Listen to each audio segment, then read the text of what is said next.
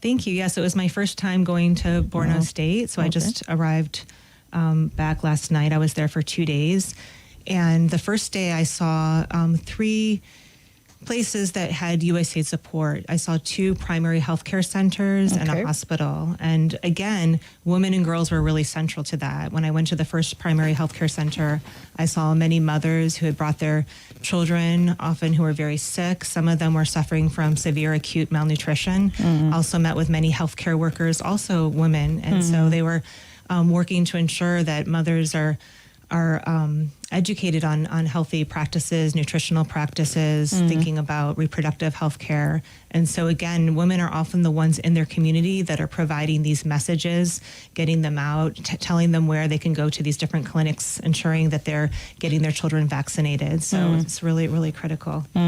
Okay, so you also mentioned that your organization is supporting the democratic process in Nigeria. Can you tell us more on what you're doing, what you've done so far, and, everything we need to know about that? Sure. Well, last year was a very exciting year to be in Nigeria with the presidential elections in February. I know people were very excited. Some people were disappointed, of course, just like in every election all throughout the world. When your candidates don't win, it's disappointing. But no, it's such an important part. I mean, I think if we're talking about women and girls on any single sector, we want to see women who are turning out to vote, right? We want to see women who are running for office. And so looking at Nigeria, we had many different voter education campaigns to really encourage people of all ages, especially ones who just turned 18 to vote. And I would say one of the more disappointing factors was that of all of the eligible voters in Nigeria, only 27% turned out to vote. But interestingly, of the 27% who turned out, 48% of those were indeed women. So that demonstrates that women are interested in playing a role in defining who their leaders are and helping to elect them. In terms of women's participation in politics, now that's a story where there were more women in politics in Nigeria before than there are now. Right now, it's less than 5%, which is really hard to understand because there's so many incredible Nigerian leaders, leading international institutions such as the World Trade Organization, the Deputy Secretary General of the United Nations. And so why do we have fewer than 5% of Nigerians who are in office? But just to look at the numbers, because it is pretty interesting, we have 72 seats out of 1,518. Those were women candidates. And then 48 of 990 seats went to women to serve as members of the state house assemblies. And then 7 of 28 of the deputy governor seats are women. So, and then in terms of your question about USAID, so we have a women's empowerment program where we trained 30 women candidates to run for office, and of those 30, eight of them won. So I think the question here is, number one, what are the factors that led the very few women that there were to run for office? I think it'd be interesting to kind of drill down on that. And then the ones that were elected, how is it going? What are they doing? What are the challenges that they're facing? So now this is some of the questions. I attended an event recently where we were trying to analyze some of the factors that were mitigating against women, pre, during, and post-election. And it was quite interesting, some of the findings. But then it's very important we talk about women in leadership because it's a day for the women. And more than ever before, women leadership, we see women springing up all across the globe. They're doing so well. But in Nigeria, we wonder why we seem to be retrogressing in terms of the numbers for women. So can you speak to us about the importance of women being in leadership position? Sure. And I think, it is interesting to look at some of the barriers, and it might have to do with security. I think people are concerned. A number of times the political parties will hold their meetings for candidates at night, right? Yeah. And it's difficult if you're running for office to say, hey, one, if you have kids, to leave, but then two, it seems a bit strange for women sometimes, the perceptions of a woman being out at 1 a.m. talking politics at night. So I think there's little things that people can do to kind of change the enabling environment for women to run.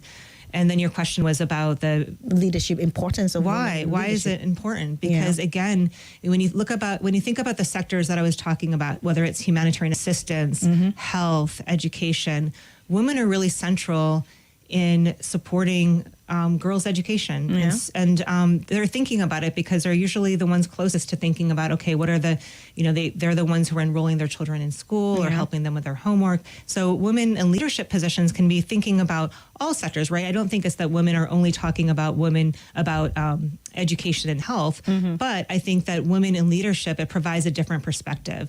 And that's why it's so important to think about diversity, right? Diversity in leadership, equity, inclusion, which is the theme of this year's International Women's Day, and accessibility. Those are four really key things that any leader, you have to have different viewpoints. You have to have different lenses. And so a woman at the table is going to be thinking differently than the person who's next to her, right? I mean, not all women think the same way either, but it's really important when you're thinking about 50% of the population to have that lens, to think about the security issues, to think about the cultural issues, to think about education, to think about health, to think about accessibility, So if there's barriers to women's participation, who can talk best about what those barriers are? A woman, right? Woman, exactly. So it's important to have her at the table, right? It is. It's very, very important.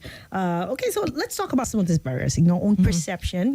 I have my own, understanding of the Nigerian factor and stuff. But then what do you think are some of the barriers that are existing in your work so far in Nigeria to women's participation?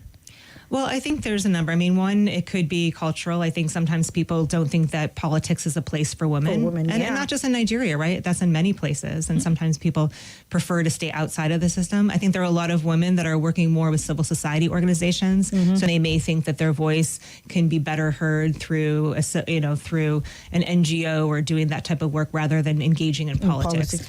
And then also, I mean, it's really expensive to run a campaign too. So it would require a certain probably amount of financing to do. And then there are other issues, but I think the key thing is to drill down in terms of the women who have decided to run.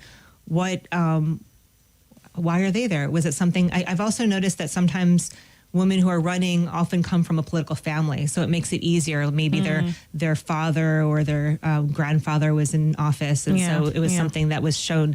And so I think the key thing is if you can't see it, you can't be it, right? Like if you don't have role models who are doing something, it's just not something you're going to be thinking about. So I think the more that we can really emphasize the few women that are in politics and say, let's see what they're doing. How are they doing? Then the more young girls today can look up and have these role models. All right. Interesting. So what about the men? What should be their role? What can they do to help women? I mean, because we know some of them are part of the barriers, when it comes to, because a lot of men talk down women in Nigeria. It's not your place. Your place is in the kitchen. You should just be happy getting married, having children.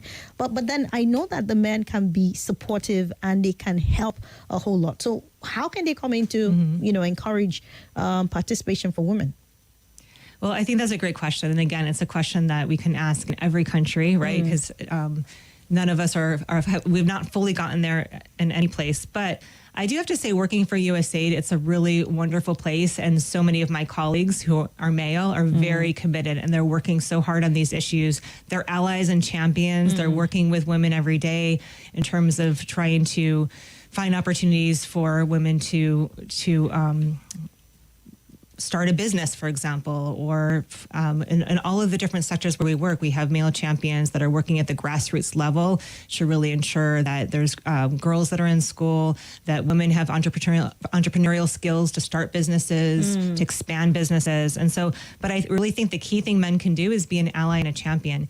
And sometimes that means, just taking a step back and to do tiny things. Like one, as you mentioned, I think in the beginning of this, that, happy International Women's Day to all of the, fiancés and spouses and wives, right? Yeah. And so think about that. I mean, men have daughters and spouses and fiancés. And I think, what is the role? I think if we're always thinking about treat somebody else like you want to be treated, but also sometimes you have to treat somebody a little bit differently. Like if there's a person with a disability, you might not have a disability, but you would want to see that there's a ramp so that a person with a wheelchair is able to access the building. And so I think just thinking about that accessibility and thinking not just about how you would like to be treated, but what are the things that people need to be successful and to live their full potential. Because everybody has ideas, everybody has dreams and aspirations, and to feel limited because of your gender or because of any particular identity is just, it's not right. I mean, I think everybody everybody should have the right to live to their full potential and to be able to live out their dreams. I'm one person who always says, just because you're female doesn't mean you are disadvantaged. Everybody's born equal, and the sky is wide enough for everyone to spread their wings and fly. Okay, we have a quick commercial. We need to take this, and then we'll come back with wrap-up stuff. Okay, sounds good. All right, so just take this, and we'll be right back. Stay with us. You will agree with me that letting your family still experience power outages and blackouts with all the accompanying inconveniences when there exists a very reliable alternative is not fair. We can help you fix this. Now, at the Solar World Electric Technology Limited, we guarantee our clients top-notch professionalism and a world of uninterrupted power supply with solar and power inverters. Visit us at the ground floor, Primus Mall, First Avenue, Gwarimpa, Abuja, or call 0906-331-5492. 0906-331-5492. Solar World Electric Technology Limited. Redefining limits. Abuja, our mic is always on. That's why we give you the microphone to take your business to a higher level. Get your branding to a household name in Abuja and beyond. Call our sales executive, John, 080-999-30-141. Joy, 080-9597-5569. Let's get your business on the radio and be heard. Anywhere Clara enter like this, people must give am compliment. Clara, this your sense makes sense, so. Now because I dey use Wazobia. Anywhere Johnny enter sef, people must comot cap for am. Johnny. As you enter like this, everywhere job dey smell nice. Which kind perfume you dey use? Now Wazobia perfume o. Yes, sir. Wazobia na the correct scent wey get quality. E dey last long and e dey give man and woman confidence any day, anywhere. For authentic scent wey dey indigenous, make you choose Wazobia. E dey available in perfume and body spray. You fit get am for stores, supermarkets and open markets. Remember, no be only how you take dress, na also how you take smell. Wazobia, correct scent for correct people. Hello! Are you looking for a place to get affordable luxury wristwatches, jewelry, and bags? Then your search is over. May Brands Limited is a place where you can shop exclusive and affordable fashion brands. May Brands Limited is the distributor of Fossil Brands, Authentic Michael Kors, Emporium Marni, Nixon, Diesel, all with 2 years international warranty on the movement of the watch and excellent after-sales service, which involves after-purchase maintenance and watch repair. Back to back and back of the biggest talk on your number one station for talk, Nigeria Info. Welcome back to the Sunny Side with Swat. You're listening to Sunny Side with Swat. This is Sunny Side on 95.1 Nigeria Info.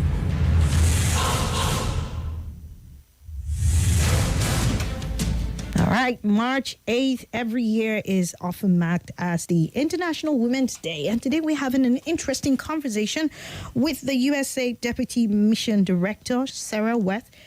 She's been telling us a whole lot, or we've been conversing about, the issues surrounding women, especially here in Nigeria, and what USAID is doing to partner to ensure that we achieve equality, equity, and everything else to make it a better one for everybody, including the women too.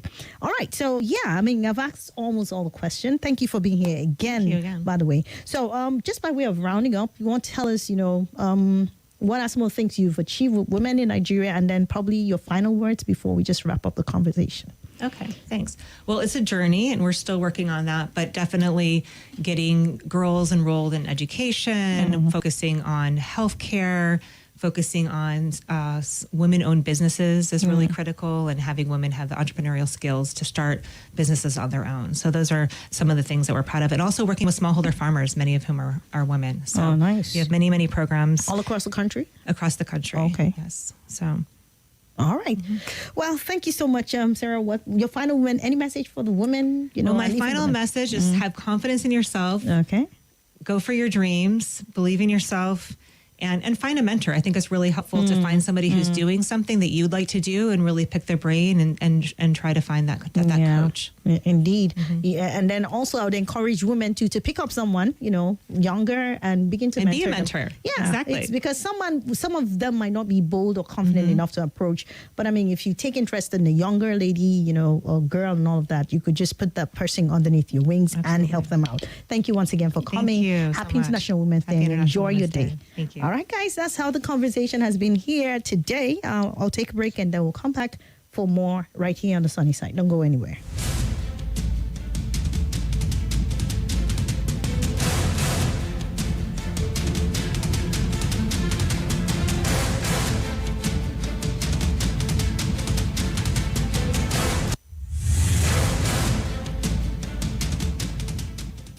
Stay updated with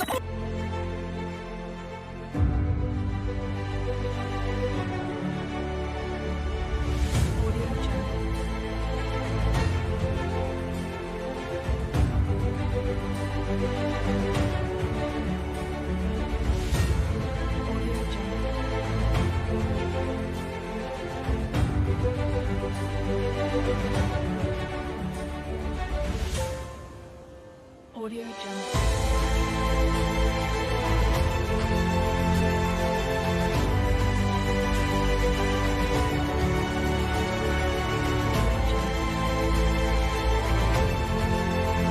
This is Nigeria Info.